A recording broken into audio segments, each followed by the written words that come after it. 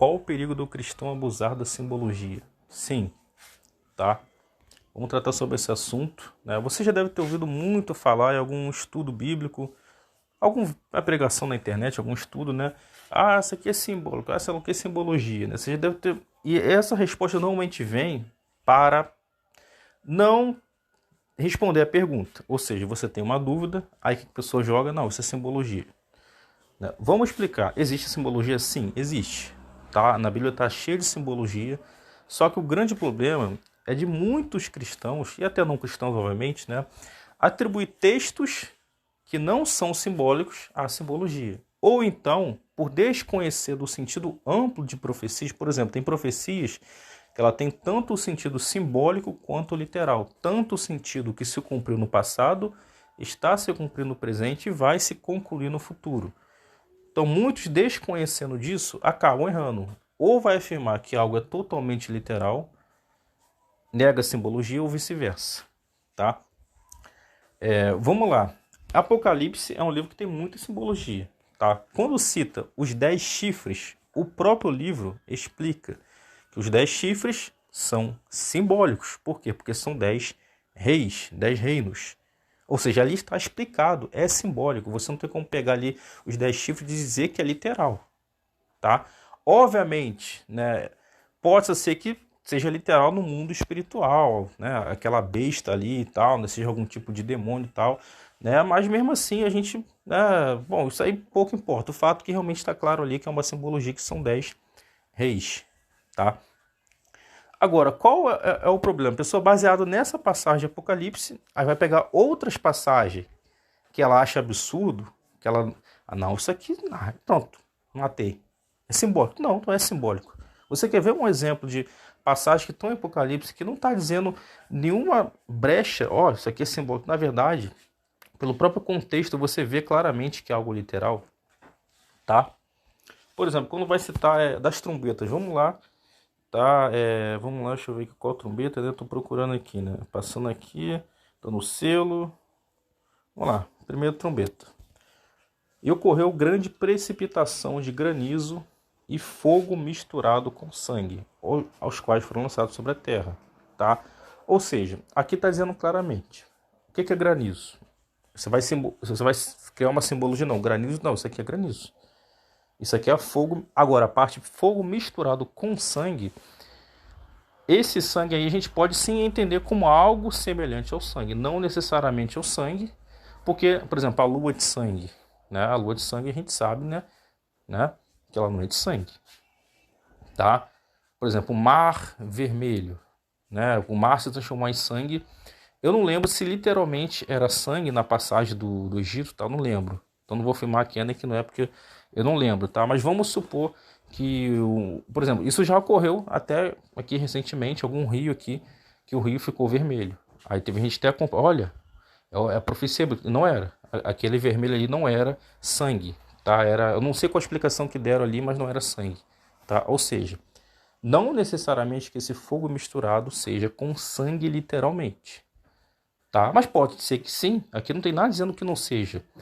Qual é o mais correto? O mais correto é a gente defender a literalidade do que a gente arriscar de chamar algo simbólico e depois quebrar a cara, né? Depois Deus vai chegar e vai dizer que você é mentiroso. Então é mais correto a gente errar por crer na literalidade do que a gente tentar dar uma de sabichão e anular o texto. Óbvio, quando o texto é simbólico, tá ali simbólico, né? Você não vai forçar uma literalidade, mas aqui você não tá vendo nenhum tipo de simbologia que está dizendo, olha, assim um terço de toda a terra foi queimado e também um terço das árvores de toda a relva verde existente, tá? Ou seja, claramente aqui não indica uma simbologia. Vamos para a segunda trombeta, tá? Aqui, olha que interessante, algo como uma enorme montanha ardente em chamas foi arremessado ao mar. Aqui já tem um detalhe, algo como, ou seja, não está dizendo o que é, algo como, tá? Semelhante, tá? Algo como é algo semelhante. Uma montanha, enorme montanha ardente em chamas. Ou seja, olha que interessante, aqui a gente consegue criar uma interpretação. Aqui é literal, mas não quer dizer que é um meteoro, que é um cometa. Pode ser alguma bomba atômica, alguma coisa caindo, né? Pode ser um cometa, um asteroide, pode ser, né, coisa que até a gente desconhece, tá? E aí? Só que a terceira trombeta, ela já deixa explícito o que que é. Olha que interessante. É algo semelhante à segunda. Precipitou do céu uma grande estrela ardendo em chamas como tocha. Por que que na terceira trombeta diz que é uma estrela, uma grande estrela ardente? Aqui não diz, ó, é algo como uma grande estrela. É porque na terceira trombeta é uma grande estrela, tá? E na segunda não é. Ou se é algo diferente do que a gente conhece. Porque na segunda é algo semelhante a um monte ardendo em chamas. Ou seja, existe uma distinção aqui. Então você não tem como pegar essas passagens e você simplesmente, isso aí é tudo guerrinha, é tudo míssil, bomba atômica caindo. Não. Você pode até interpretar a segunda trombeta como alguma coisa humana realmente, né? Uma bomba atômica, algo, não sei. Entendeu? Mesmo assim, eu acho que é forçar demais. Agora, a terceira trombeta é uma grande estrela ardendo em chamas. Tá? Você não tem como forçar isso aqui e inventar alguma historinha. Tá? Outra passagem também é a quinta trombeta. A quinta trombeta, ela cita os gafanhotos, tá? É citado também os 200 milhões de cavaleiros do inferno, tá? Você vê isso citado em Apocalipse. E lá dá a descrição desses seres. Vamos lá. Quinta trombeta, tá? Né? Ou seja, uma estrela que havia caído do céu sobre a terra. Foi entregue a chave. Mas aqui diz que foi entregue uma chave. A estrela não tem chave, né? A estrela não é um ser vivo. Então, aqui, lembra que eu falei que tem coisa que é literal, mas também tem o sentido simbólico. Aqui é uma passagem literal, mas que também tem uma simbologia.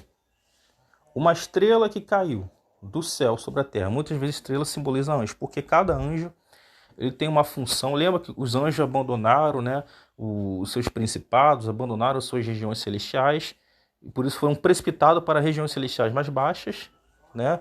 O dragão, né, com a terça parte ali das estrelas, né, dos anjos, ou seja, os anjos têm a função, né, de guardar, por exemplo, estrelas, né? Tem anjo que conduz o sol, a lua, né, e por aí vai, tá?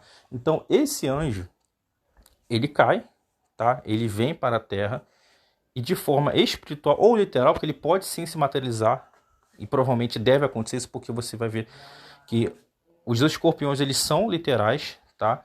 Então essa estrela cai e esse anjo ele abre, ele tem um poder espiritual e uma autoridade, uma permissão de Deus para abrir o poço do abismo. Fora que vai ser o choque da estrela caindo justamente no poço do abismo já vai causar um impacto, uma ruptura nesse sentido físico e fora a questão espiritual, tá? Então você vê que é algo que, né, não é simplesmente você pegar isso aqui e ficar inventando historinha, tá?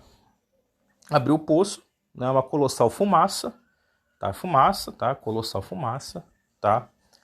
O sol escureceu, né, com a fuligem, né, que saía do abismo, né? E você vê que isso acontece, por exemplo, quando um vulcão ele tá, né, tá em muita atividade, você vê que o céu fica escuro, né? Isso é comum, tá? Então você vê que é algo literal, tá? E só que dessa fuligem, ou seja, lá do fundo do poço desse abismo que foi aberto, abriu-se uma passagem intraterrena que lá tem esses seres. E esses seres, eles têm justamente essa aparência que tem aqui. Isso aqui não está falando, gente, de drone, de helicóptero. Não está falando de... Não começa a inventar. Antigamente o pessoal falava que isso era drone, que era helicóptero, aliás. Veio a tecnologia do drone. Opa, agora os gafanhotos são drone. Você está entendendo como que a pessoa fica errando? O texto já está claro, é literal. São seres com essa aparência, tá? Eu estou gravando áudio. São com essa aparência aqui, tá? Tinham sobre a cabeça algo como coroas de ouro, semblante deles semelhante. Ou seja, é uma criatura mutante, tá? É um ser realmente com aparência híbrida, mutante, tá? Cabelos semelhante de mulher, dente como de leão. Os cabelos semelhantes de mulher não necessariamente sejam um cabelo humano, possa ser algum tipo de estrutura biológica que lembre um cabelo, ou pode ser também um cabelo humano, não necessariamente um dente de leão, mas algum dente afiado, tá? Couraças como armadura de ferro, pode ser uma couraça natural, você vê, por exemplo, rinocerontes, eles têm couraça natural, rinoceronte indiano, possa ser que seja uma couraça também de armadura mesmo, tá? Então isso aqui fica interpretativo, mas é o que está dizendo aqui, entendeu? O barulho das asas, semelhante ao barulho de muitos cavalos de carruagem, ou seja, um animal, né? Imagina um híbrido desse tamanho, que deve ter um tamanho, né, de um cavalo, né? Deve ser um barulho enorme, um bicho desse, né? Caudas como, né, ferros, né, como escorpiões, né? E tinha um rei, que era o rei do abismo, o anjo do abismo. Esse anjo do abismo, ele seria essa estrela que caiu? Pode ser que sim. Provavelmente sim. Ou será que era um anjo que já estava lá dentro desse abismo? Eu não sei. Entendeu? Mas eu acredito que faz mais sentido que seja justamente esse anjo que caiu e libertou, né, esses filhos dele, vamos dizer assim, que são os filhos. E ele é o rei desse abismo. Tá? Que é Abaddon em grego, em hebraico é Abaddon, em grego é Apolião. Tá? A sexta trombeta, olha, a sexta trombeta continua. É uma continuação, tá vendo? Vai soltar os 4 anjos que estão juntos, né, ao rio, grande rio Eufrates, tá? Eles estão presos ali, né, de forma espiritual, tá?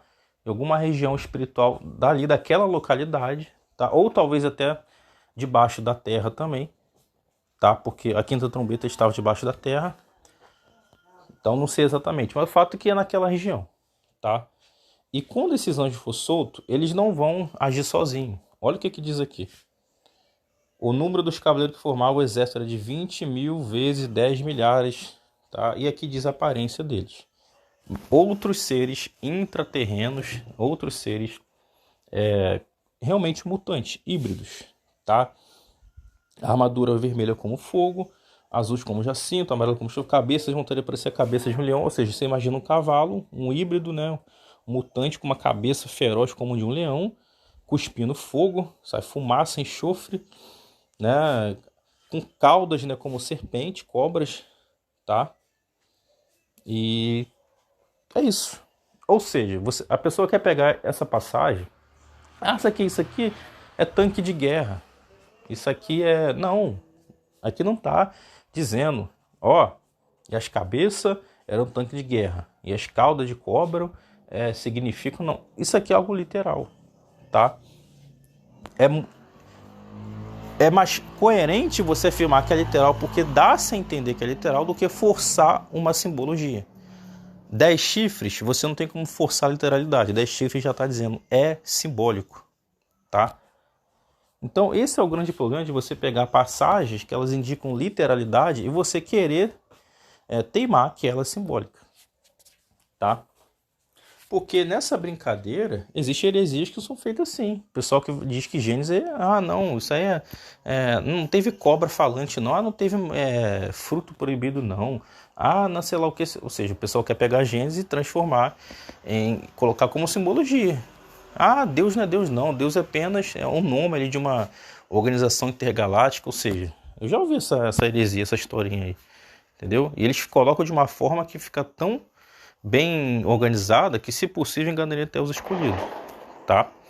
Então, se você vai falar que a volta de Jesus é simbólico, não, Jesus não vai voltar, não, é simbólico, né? O milênio é simbólico. Tem gente que afirma que a gente já está no milênio, o mundo está se acabando, Jesus está governando e o milênio está essa bagunça aí para tu ver. Tem gente que afirma isso, né? Sendo que a Bíblia é muito clara que os reis do mundo vão passar para Jesus na 7ª trombeta. Então quer dizer que os reinos do mundo não pertencem a Jesus? O mundo não é de, o mundo é de Jesus. Na 7ª trombeta vai ser entregue totalmente a Jesus. Agora, enquanto não chegar a 7ª trombeta, infelizmente, você vê que os governantes das nações têm pacto com o submundo. O próprio Deus ele vai citar isso em uma passagem, não lembro qual livro, que Deus fala que o pacto, o acordo que eles tinham com o submundo, né, falhará. Né? Então, assim... Existe grandes, né, reis aí, né, nações, realmente, empresas grandes, elas têm pacto realmente com o submundo, porque na cabeça deles não é um inferno. O submundo é um local que eles entram lá embaixo, têm acesso à tecnologia, tem civilizações lá embaixo, né, tem toda uma grande enganação lá embaixo para enganar essa galera, tá? Então, bom, mas aí já entra em outra história, né? Então, assim, a gente tem que tomar muito cuidado para a gente não atribuir, não afirmar aquilo que a Bíblia não afirma. Você pode até especular, eu especulo que seja assim, mas isso aqui é a minha opinião. Tudo bem. Agora, o grande problema é você chegar e você falar que a Bíblia está dizendo a sua opinião. Não, a Bíblia não está dizendo a sua opinião. Você tem uma opinião, você está dizendo que é a sua. A pessoa vai raciocinar, opa, a Bíblia não diz isso, mas eu acredito que essa interpretação dele seja correta. Agora, quando você afirma categoricamente que a Bíblia afirma algo e que ela não afirma, é um grande problema. Tá? Então, assim, hoje em dia é essa moda aí. Tudo é simbólico, não tem nada literal, né? É muito complicado. Sabe por quê? Quando a gente não tem muito conhecimento bíblico, a gente vai afirmar que tudo é literal. A gente vai, realmente. Aí as pessoas... o que a cabeça delas entendeu? Puxa, então para mim ser inteligente é só negar toda a literalidade e afirmar que tudo é simbólico. Pronto. E não é assim que funciona. A pessoa cai no engano. Porque existe o literal e existe o simbólico. E existe passagem que tem tanto sentido literal quanto simbólico. Tá? Tem sentido tanto que se cumpriu no passado, que está se cumprindo no presente e vai se concluir no futuro. E muitos desconhecem disso e acabam errando, tropeçando nas escrituras. Tá? Então vamos tomar cuidado. Né? Isso aqui serve como estudo, né? Pra quem quer aprender mesmo, entendeu? Para quem, né? Mas as pessoas vão continuar, cara. As pessoas vão continuar, entendeu? Não, isso aqui é simbólico. E não é, mas vão continuar. Porque é conivente para ela. Né? Você quer ver o pessoal... Ah, não, porque as estrelas não vão cair, as estrelas não vão cair do firmamento. Ah, não existe firmamento, a Terra não é plana, a Terra gira, a Terra é uma bola. Se a estrela cair, o mundo acaba. Aí o que ela prefere afirmar? Prefere chamar a Bíblia de mentirosa. Ah, não, isso aqui é simbólico. Isso aqui é simbólico. Quando, na verdade, o que está errado é justamente o conhecimento científico, a sabedoria dos homens, né? Justamente os homens que são mentirosos, não Deus. Porque se uma estrela cair realmente na Terra, e no modelo de uma Terra esférica, acabou a Terra, não tem mais chão para cumprir profecia, não tem. Entendeu? Não precisa nem cair, dependendo da estrela, só chegar perto, a Terra já era, tá? Você tá entendendo? Ah, opa, se a Terra parar de girar, já era. Tá? Sabia disso não? Se a Terra parar de girar, já era. Então como que a Terra parou de girar quando Josué... Porque não foi a Terra que parou de girar, foi o Sol e a Lua que parou de se movimentar. Ah, mas Deus não tem poder para fazer a Terra para girar. Se a Terra girasse, Deus tem poder para fazer a Terra girar. Mas ele não fez ela girar, tá? Então a mecânica que funciona é o Sol e a Lua se movimentando, e não a Terra. Tá? Ninguém está dizendo que Deus não possa ter poder para fazer ou desfazer. O fato é que Deus ele criou de uma forma, e não é da forma que é ensinada. Outro fato é que Deus ele tem as leis, as leis que ele mesmo criou, a lei da física, a lei da natureza, e muitas vezes Deus ele vai intervir não alterando essas leis, mas vai intervir, tá, de acordo com essas leis que ele mesmo criou, tá, por opção dele, não porque ele não possa alterar, tá. Então as estrelas caindo numa Terra plana é totalmente possível, porque elas não têm esse tamanho todo que é dito, elas são menores, tá, varia de tamanho, tá, e até porque existe primeiro céu, segundo céu, terceiro céu e mais outros céus. A Bíblia relata 3, mas os judeus e Enoque, se não me engano, são 10. A Bíblia está mentindo? Não. A Bíblia relata 3. Ela não diz em nenhum momento que só tem 3. Também não diz que tem mais de 3. Então fica a interpretação de cada um. Tá? Pode-se entender que tenha mais de 3. Por que não? Pode-se entender que seja só 3. Aí vai da sua cabeça. Entendeu? Eu tenho fé que tenha mais de 3. Tá? E então, quando você quer dizer que as estrelas do céu cairão no firmamento, não quer dizer que todas as estrelas, tá, de todos os céus vão cair, tá? Ou que todas as estrelas de apenas um céu vai cair. Porque as estrelas do céu caíram no firmamento. Tá, aí João tá vendo, vê as estrelas caindo, tá. Ele teve um ponto, ele estava num ponto geográfico, vamos lá, ele viu que as estrelas caíram. Mas não quer dizer que ele viu que todos ou que todas, de todas as regiões, né, da extremidade do céu até os confins da terra vão cair. Tá entendendo? Também tem esse detalhe. Tá? Mas de fato a estrela vai cair. E no modelo de uma Terra esférica é impossível. Aí o que o pessoal faz? Chama a Bíblia de mentirosa. A Bíblia mente. Não é estrela que está caindo, é míssil, é foguetinho caindo, é bomba atômica, né? Ou seja, tem bomba atômica? Tem. Tem míssil? Tem. A Bíblia deixa isso claro. Guerra, nação contra nação. Vão usar bomba atômica, vão usar míssil. Mas quando a Bíblia cita que é a estrela caindo, é estrela, realmente é estrela, tá? Tem uma passagem aqui, tá? Deixa eu pausar. Aqui, Jó 38, 22 a 23, Deus falando. Porventura entraste nos reservatórios de neve e contemplaste os tesouros do granizo? que eu tenho guardado para o tempo de aflição, para o dia do enfrentamento de guerra. Isso aqui é o próprio Deus falando, tá? Ou seja, Jó sabe onde está esses reservatórios de neve e tesouros, ou seja, tesouros de armazém, onde ele guarda o granizo. E que Deus, como assim? Qual o sentido de Deus usar granizo, neve, para tempos de guerra? Tempo de guerra não é fogo, não é destruição? Aí que as pessoas desconhecem. Pegam um versículo isolado, né? Os elementos se consumirão em fogo, aí pega aquilo e diz que a terra toda vai se acabar com fogo. E não é o que a Bíblia está dizendo, tá? Vai ter fogo queimando na terra, vai ter fogo ardendo no elemento, vai, mas ainda vai sobrar pedaço de chão. Tem outras passagens que citam que ainda vai ter pedaço de chão, ainda vai ter sobrevivente aí. A Bíblia se contradiz? Não, a Bíblia não se contradiz. É você que entendeu errado. Você pegou um versículo e você foi além do que o versículo disse. Você entendeu que o versículo estava dizendo que o mundo todo vai evaporar com fogo. E não é o que o versículo disse. O versículo diz que os elementos arderão em fogo, tá? Que vai realmente pegar fogo, mas não está dizendo que vai ser uma aniquilação. Por exemplo, vou dar um exemplo. Na floresta pegando fogo, tá? A floresta pegou fogo. Quer dizer que sumiu todas as árvores? Sumiu tudo, todas as plantas? Não. Não quer dizer. Ela pega fogo, quando o fogo se apaziguar, o que acontece? Tem ali uma outra árvore ali, tá quebrada, né? Tá sem galho, tá sem folha, mas ainda tá ali a árvore, tem um pedacinho de folha ainda, ou seja, tá entendendo? Deixou de existir? Não deixou de existir, pedaço de chão, mas obviamente a floresta, né, não tá como era antes. Ou seja, nesse sentido, a terra vai continuar existindo, mas vai estar arrasada, óbvio, tá? Vamos ver outra passagem aqui. Tá? Olha que interessante, Isaías 32. Embora a floresta seja arrasada pelo granizo, quando a saraiva vier e a cidade seja nivelada ao pó. Ou seja, quando fala saraiva, granizo, fogo misturado, né, tem a ver realmente com o gelo e o fogo junto, tá? Então, por exemplo, tem uma passagem que o céu desabou sobre a humanidade, tá? Tá aqui em Apocalipse 16, né? Cadê? Todas eles fugiram. Desabou o céu sobre a humanidade. Uma tempestade com enorme pedra de granizo, com cerca de 35 quilos, precipitou sobre os habitantes da terra. Ou seja, quando diz que o céu desabou sobre a humanidade, não está falando de nuvem, nem da camada azul, porque são camadas que não são sólidas. Mas está falando de uma camada firme, uma estrutura firme que tem lá em cima.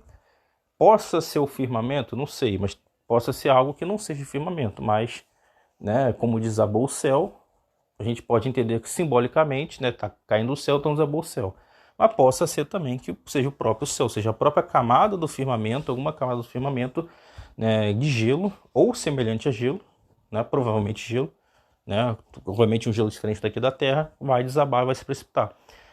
Será que vai ser desde a extremidade do céu até a Terra? Não sei. Mas vai atingir pontos da Terra, tá entendendo?